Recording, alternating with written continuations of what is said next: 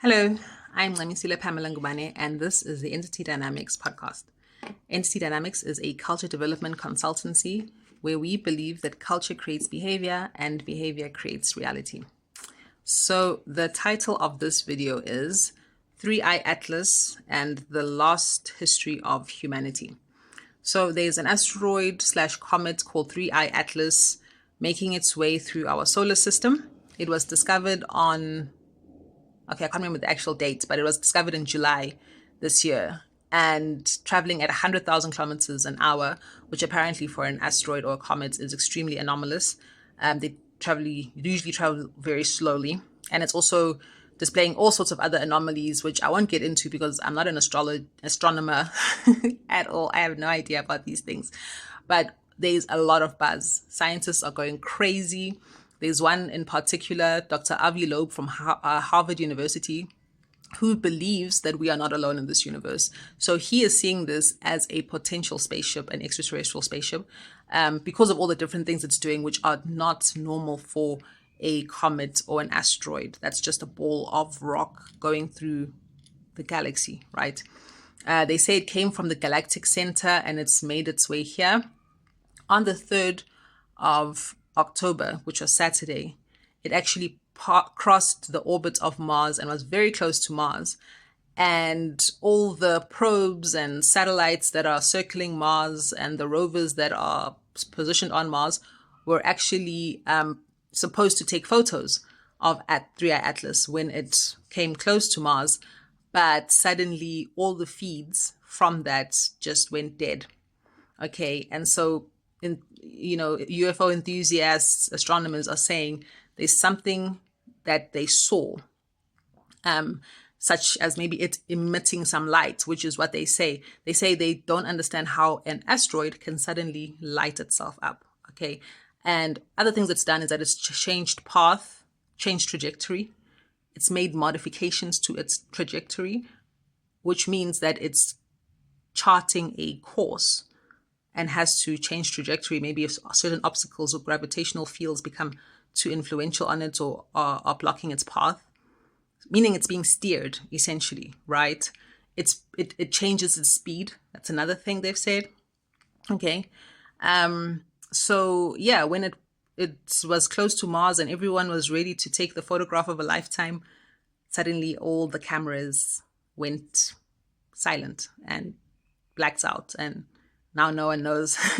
But some amateur astronomers have taken footage, and they say it's quite incredible because one of the things that they saw was that it doesn't have a plume like normal asteroids. They've got like a tail. This one doesn't have that, apparently. Or if it does, it's not composed of the normal type of material. Like I said, I'm not an astronomer, so I don't know. But anyway, the reason why I'm making this video myself personally is this. Human beings in the past have always known that we aren't alone in this universe, this galaxy.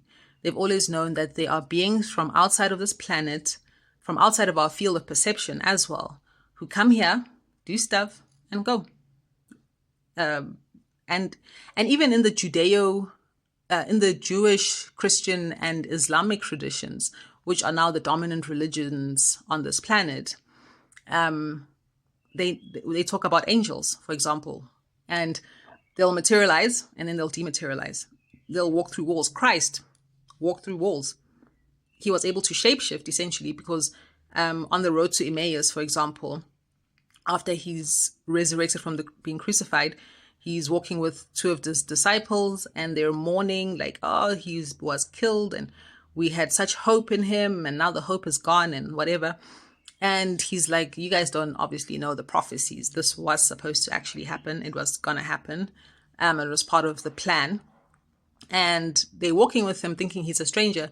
But then just when they got into the house that they invited him to stay in for the night, because, hospitality to strangers, he then showed his real self. And they were like, oh, the Lord was here. And then he disappeared. Okay. And then obviously in the Old Testament, oh my gosh, like the amount of extraterrestrial things that happen or supernatural things or things that exist beyond our ability to hear and see are huge. there's Ezekiel, for example, and then there's Daniel. And in the book of Daniel, it talks about how when he's praying next to the river in Babylon, the angel Gabriel appears. Okay. Now, Daniel is allowed to see him, but the other people around don't see Gabriel, but they feel his presence and they become absolutely terrified and they run away. Okay. And if you look also in the Odyssey by Homer, the goddess Athena comes to visit Odysseus.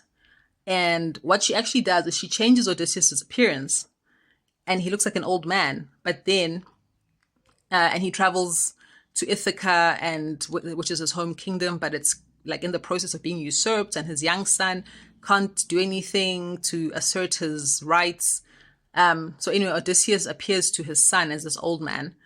And then Athena comes and she changes his appearance back to Odysseus, but she even makes him look like more godlike and handsome and strong, which talks about the ability of these beings of high consciousness to manipulate physical matter. But what's interesting is that we ourselves, Christ said, we also can do that. For example, when that woman had the issue of the bleeding, and she said, if I can just touch the hem of his garment, I will be healed, right? So she touched his garment and she was healed. And then he said, daughter, go in peace. Your faith has healed you. Your faith, right? Your belief in the ability of Christ to heal you is what actually healed you. Your faith that supernaturally, spiritually, there exists a power that can heal you, that's what's healed you. He said, your faith has healed you. He didn't say, I've healed you. He said, I have felt healing come out of me. So he's a conduit for God, for the source of all things, to do the things on earth that God wants to do, such as healing people, because God wants us to actually live healed, whole lives. He's not interested in us suffering as much as some of these religions will tell us, right? So anyway, he said, your faith has healed you. So what I'm saying is that humans for the longest time have always believed and known that there exists a world outside of our senses, ability to perceive, because scientists do also tell us that we only perceive less than 10% of what is visible and audible, right? Our eyes can only absorb or can only capture 10% or less of the light frequencies that exist around us, which then can then get translated by our brains into data that we store and use as information. Similarly with our ears, we can't hear the entire bandwidth of sound frequencies that exist. We can only hear a certain amount. So what's happening between, well, outside of that range that we have, that very limited range that we have? And isn't it interesting that it also talks about how we can only use 10% of our brain? Why? What's the other 90% doing? Carl Jung, for example, said that 90% is the subconscious, or something like that. One of the psychoanalysts said that, but I think it's Carl Jung. Anyway, the point is, as human beings, for the longest time, before this era that we're living in now, we always knew that there exists a world beyond our senses, that there are beings from beyond Earth who come here, do things, and leave. You know, even in the book of Job, remember when God calls the council of angels, and then who appears? Lucifer, or they call, or Satan, I don't know. I'm not sure actually in the Judeo perspective if Satan and Lucifer are the same being. But the point is, God says, where have you been? He says, I've been walking to and fro on the earth. Right? And then you go to Central America and South America, and you hear about these beings who came down from the sky and taught them civilization, and they built these massive pyramids to fulfill certain functions which we today don't understand. Okay, but the blueprints were given by these beings. Similarly, remember when God gave Noah the dimensions of the ark that he was supposed to build to save all the animals from drowning? And God gave Moses the directions on how to build the Ark of the Covenant. And what was the Ark of the Covenant? Right? Okay, I'm going to carry on in part 2.